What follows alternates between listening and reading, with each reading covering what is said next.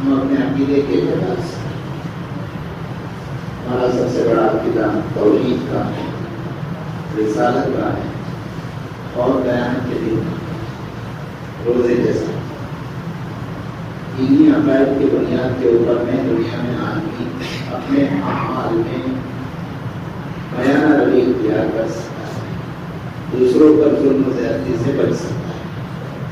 اگر یہ عقائد نہ ہو تو پھر ایسی صورت میں خصوصاً روزے جیسا، قیامت کا دن، اللہ کے سامنے پیشی کا دن، اگر یہ عقیدہ نہ ہو تو پھر ایسی صورت میں آدمی منمانی کرے گا۔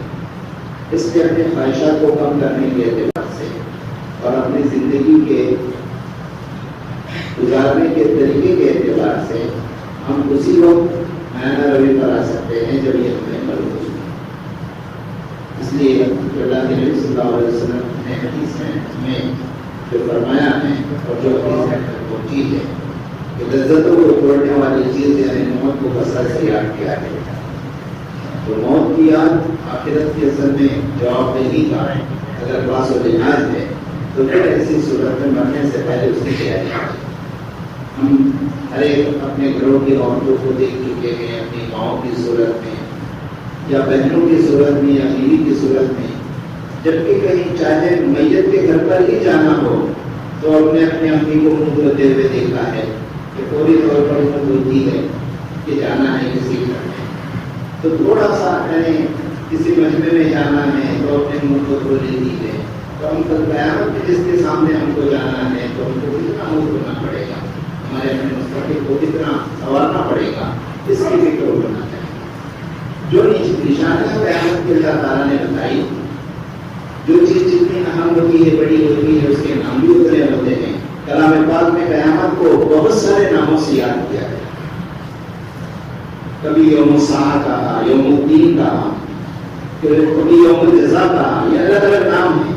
تو جتنا بڑا دن ہوتا ہے اتنے ہی اس کے نام پڑھتے ہیں۔ پھر اس معنی پر ہی اتنا سخت دن ہے یوم یجعل الولدان شیبا، کہ بچہ بوڑھا ہو جائے گا۔ یعنی وہ دین ہی کام میں کا وہ 50,000 سال کا وہ دین ہے قیامت کا۔ اگر بچہ بھی پیدا ہو جائے تو وہ گزار کے بوڑھا ہو جائے، یہ مراد ہے۔ یا اس کی رولنا کی اتنی ہوگی کہ اس دن کے اندر میں بچہ بھی بوجھے حسرت کے بوڑھا نظر آنے لگ جائے۔ تو اس معنی پر اس قیامت کے لیے جناب نبی کریم صلی اللہ علیہ وسلم نے جو علامات بتائے، ایک دن فجر کے بعد اللہ کے نبی صلی اللہ علیہ وسلم نے بیان کرنا شروع کیا چھوٹی بڑی علامات کو قیامت کے۔ وہ علامات بیان کرتے ظہر کا وقت ہو گیا، ظہر کی نماز پڑھی، اس کے بعد بیان کرنا شروع کیا، کرتے عصر کا وقت تھا۔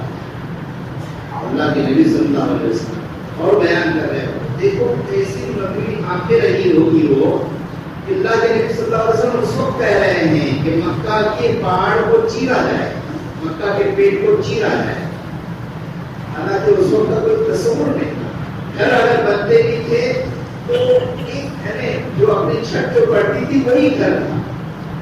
فرسٹ فلور سیکنڈ فلور کا کوئی تصور نہیں تھا اس زمانے کے اندر میں، لیکن اللہ کے نبی صلی اللہ علیہ وسلم اس وقت میں کہہ رہے ہیں کہ گھر اتنے اونچے ہوں گے کہ پہاڑ سے زیادہ اونچائی۔ آج کعبۃ اللہ سے باہر نکلنے کے ساتھ ہی ہم کو ایسی فلکوز عمارتیں نظر آئے گی جو پہاڑ سے اونچی ہیں۔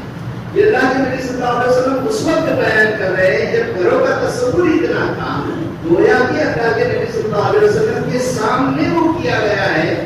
آخرت قیامت تک آنے والے جتنے نشانیاں ہیں اور وہ آپ گویا کہ دیکھ کر کے بتائیں، وہ نشانیاں یہ کہ باتیں کرے پوری ہو رہی ہے۔ تو پھر ایسی صورت میں ہم کو کیا کرنا چاہیے؟ تو ہم کو یہ کرنا چاہیے، دیکھو زلزلوں کا اپنی مولانا خلیل صاحب دیوانہ آئے تھے، انہوں نے یہ بتایا قیامت کی نشانیوں پر ہم روزانہ کہتے ہیں تاکہ ہماری آخرت ان کو ملحوظ رہے، آخرت کی طرف ہماری اپنی رغبت ہو جائے، اعمال ہمارے کچھ اللہ کی طرف ہو جائے۔ کہا خوف کے اندر میں قرب قیامت کی علامات میں سے آدمی خوف میں دیکھے گا وہی دن کے اندر میں ہوتا ہوا پائے۔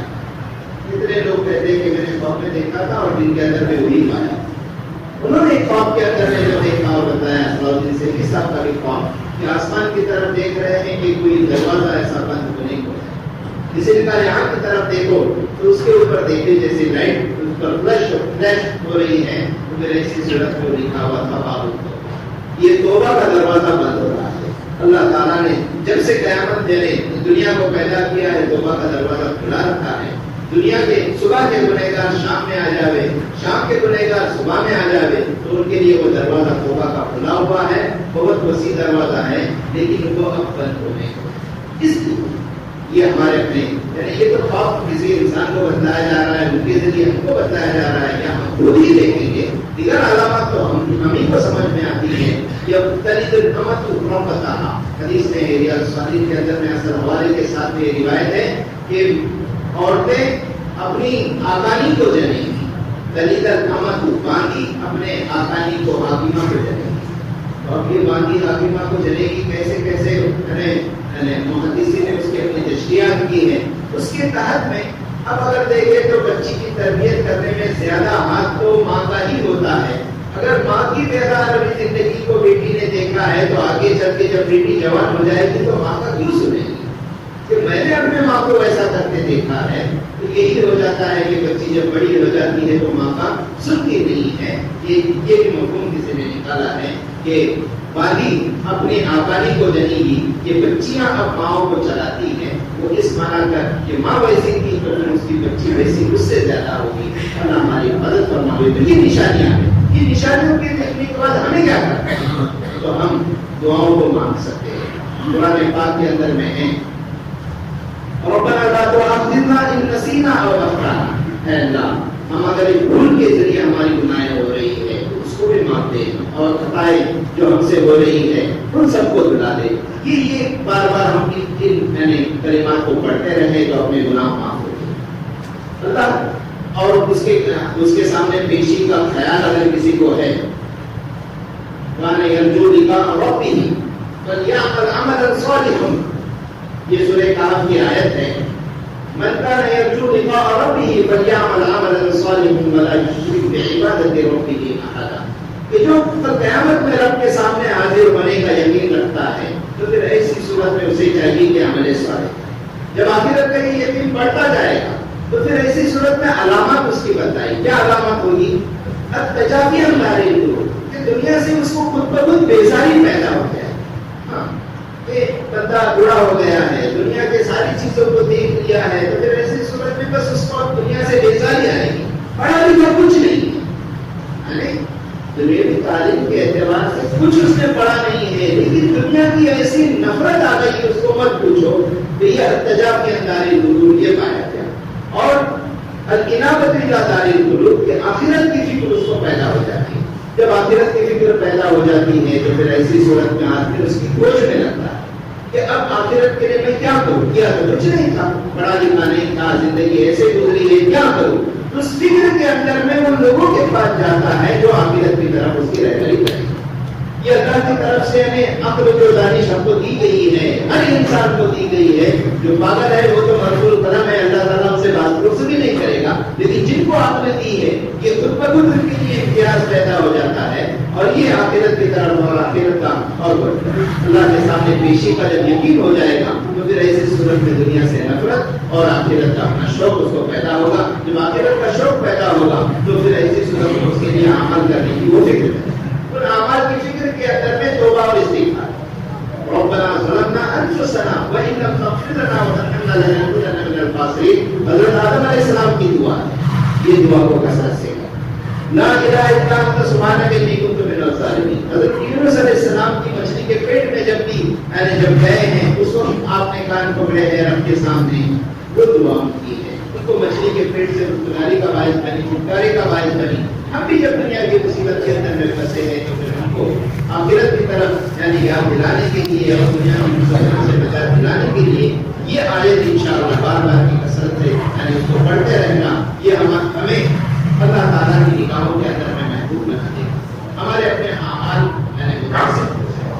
یہ فکر ہم کو کرنا چاہیے آج کل کے زمانے کے اعتبار سے کہ آنے والا دن خود بخود آدمی تجارت کے اندر میں جائز ناجائز کرنا چاہ رہا ہے تو پھر ایسی بہت آخرت کا فکر اس کو دلائے گا کہ یہاں یہ چیز غلط لگ رہی ہے تو اس کی جستجو خود ہی کرنے کی خود ہی پہنچے گا.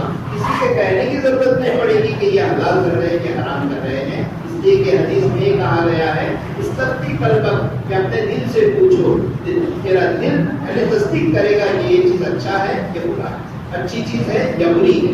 तो गोया कि हर एक के दिल के अंदर में अल्लाह तबारक व तआला ने उतना खासा रखा है कि आदमी को भलाई और बुराई का इम्तियाज है। बाकी और चीजें हैं उसकी वजाहत के लिए जैसे आखिरत का फिक्र आएगा वो बंदा यानी खुद ब खुद उसकी तलाश के अंदर में चला। तो जो चीजें हमको कसरत से इस वक्त करना चाहिए, ज़लज़लों की कसरत हो गई, ज़लज़लों की कसरत क्यों होती है?